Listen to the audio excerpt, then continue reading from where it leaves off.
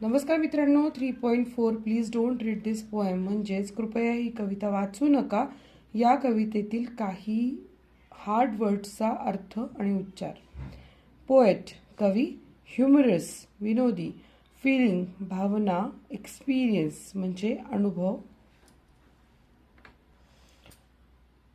Ordinarily म्हणजे सर्वसामान्यपणे, literature साहित्य, फनीली गंमतशीरपणे, वॉर्निंग इशारा, अपोजिट विरुद्ध, इफेक्ट परिणाम, टेम्प्ट मोहात पाडणे, जंक फूड चटकन तयार होणारे पण आरोग्यास चांगले नसणारे अन्न, फेअरनेस क्रीम सौंदर्य वाढवणारे मलम, रिझन कारण, मेंट फॉर म्हणजे ज्यासाठी असणे, बिसाइड्स ज्याशिवाय, हे ए किंवा अरे, बॅक अवे म्हणजे मागे सरणे, पोलाइटली म्हणजे सभ्यपणे, प्रायव्हेट खाजगी, क्विट सोडून देणे, इन्स्टंट तात्काळ किंवा ताबडतोब, स्वेअर म्हणजे शपथ घेणे, आय स्वेअर आपण असं म्हणतो ना, कॉप म्हणजे पोलीस, हँडकप म्हणजे बेड्या ठोकणे, जेल तुरुंग, फ्रेल म्हणजे दुबळा, मिस मुकणे किंवा अनुपस्थिती जाणवणे, एक्झिस्ट अस्तित्वात असणे, इन्स्टेड ऑफ म्हणजे च्या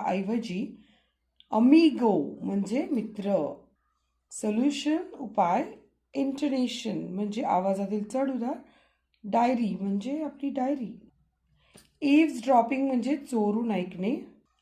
सो इथेच आपले शब्दार्थ संपलेले आहेत, पण तुम्हाला अजूनही कुठले शब्द आवडत असतील तर कमेंट करून नक्की विचारा, मी त्यांचा अर्थ तुम्हाला कमेंटमध्ये सांगते. व्हिडिओ आवडल्यास लाईक करा, चॅनलला सबस्क्राईब करा. धन्यवाद.